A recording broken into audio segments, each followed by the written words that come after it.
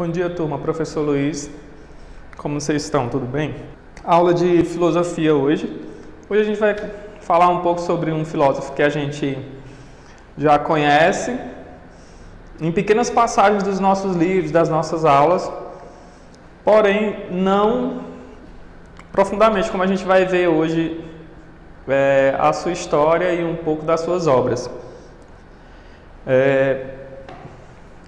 Antes de começar a aula, eu queria pedir para vocês procurar um lugar tranquilo, silencioso, né? Aqui são as nossas dicas de estudo.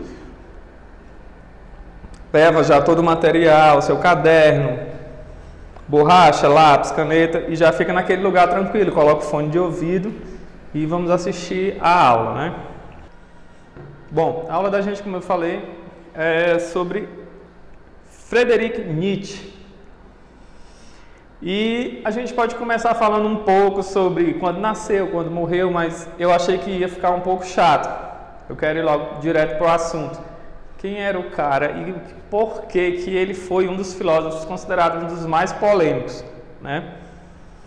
Então, o Nietzsche, aqui para começar, eu trouxe uma citação dele, que ele diz assim: não há no mundo amor e bondade bastantes para que ainda possamos dá-los a seres inimaginários, né? Essa é uma frase do Nietzsche. Então, o que é que acontece? Nessa frase aqui, nessa citação do Nietzsche, ele está criticando radicalmente a religião e a igreja. E o Nietzsche, ele, por incrível que pareça, ele nasceu na Alemanha, numa família que era de pastores, né? A mãe dele era pastora e o pai era pastor. E ele cresceu sobre todo aquele conceito de religião, crença, fé. E ele não se diz, a gente não pode dizer que Nietzsche ele era um anticristo ou que ele não acreditava no ser supremo. Sim, ele acreditava.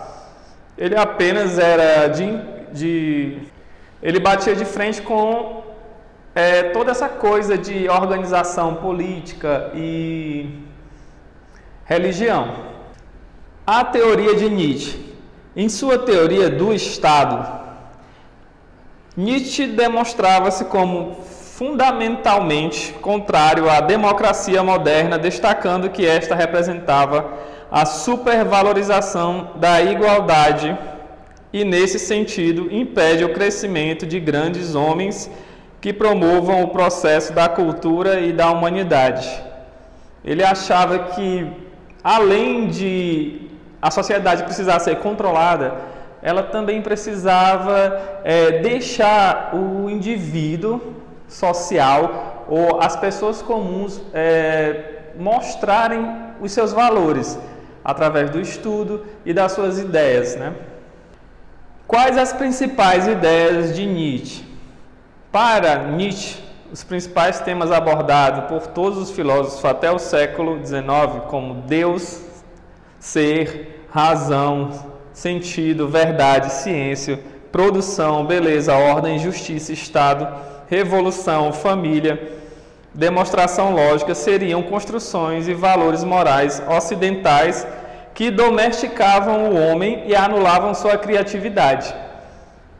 Ele achava que era importante a gente seguir algumas regras, mas não todas ao ponto de travar a nossa capacidade de raciocínio, de usar a nossa inteligência para ajudar essa mesma sociedade a evoluir. De que adianta a gente seguir regras e padrões pré-estabelecidos se essas regras travam o nosso pensamento?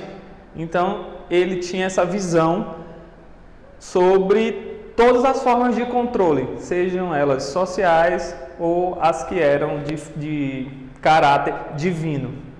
O que é o amor para Nietzsche? É interessante porque o Nietzsche ele nunca foi, né, um cara que teve bons relacionamentos. Ele era subjugado e nunca teve vamos dizer assim, essa aqui era a esposa dele e ela gostava dele e tal. Não, ele sempre foi muito radical com essas coisas de relacionamento porque ele achava que todo ser tinha que ser livre. Nietzsche sobre o amor, em última análise, amam-se os nossos desejos e não o objeto desses desejos. Em geral, as mulheres amam um homem de valor como se o quisessem ter apenas para si. Aquilo que se faz por amor está sempre além do bem e do mal, né? Então aqui ele está falando das capacidades das pessoas que através do sentimento que elas dizem, por amor eu faço isso, por amor eu fiz aquilo.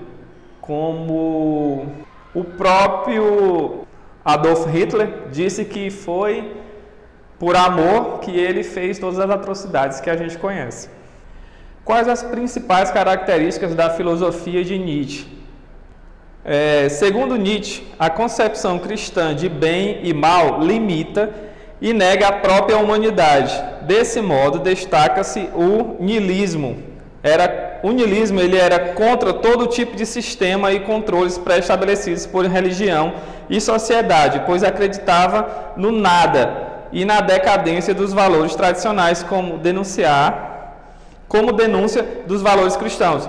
Ele achava que a religião ela travava o indivíduo e que não existia, né, como lá no começo ele disse que não existia amor para você, além de dar para os outros, ter que dar para uma criatura divina. Então ele falava que essa religião ela só servia para uma coisa, forçar o indivíduo a obedecer às regras delas, porque esse indivíduo ele tinha medo.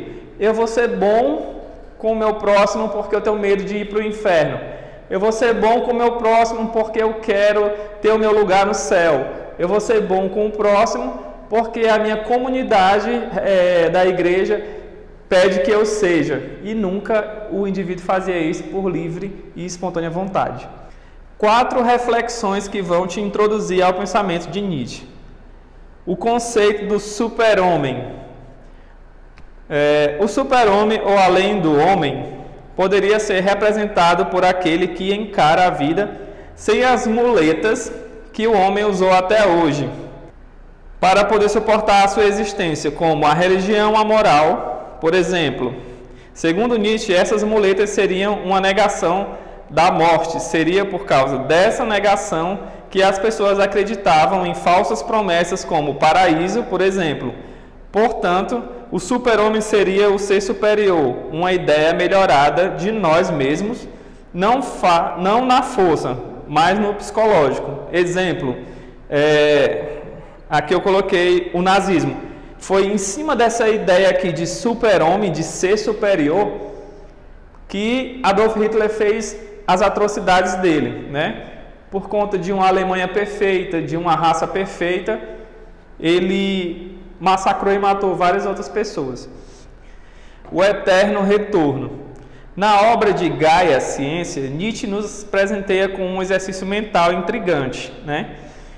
Nessa parte aqui, ele fala sobre o ser humano buscar a sua capacidade máxima sem depender de nenhum tipo de forma de controle, né? Ou seja, uma capacidade de pensar e de usar toda a sua potência para poder estar sempre buscando ser melhor. E esse exemplo aqui, ele fala que se um dia, né, o coisa ruim chegasse e dissesse, você vai ter uma vida em que você vai se repetir o tempo inteiro. E depois que essa vida acabar, ela volta para o começo e vai se repetir de novo.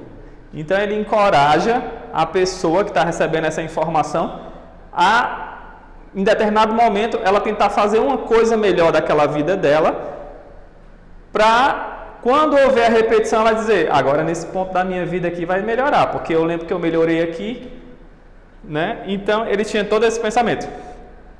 Ele publicou um livro muito polêmico chamado O Anticristo, e nesse livro ele ia contra as ideias da igreja, né? E usava esses exemplos aqui que até hoje chocam as pessoas, né?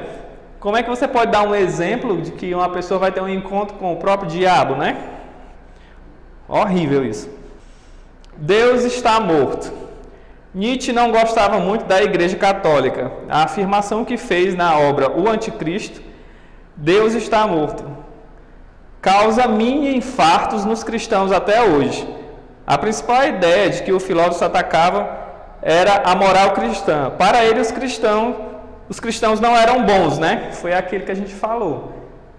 Eles faziam as coisas obrigados para poder alcançar o paraíso, para ganhar a bênção, para ser perdoado por alguma coisa. E era isso que ele falava. Ou eles queimariam no fogo do inferno, como ele diz aqui. Não eram bondades genuínas.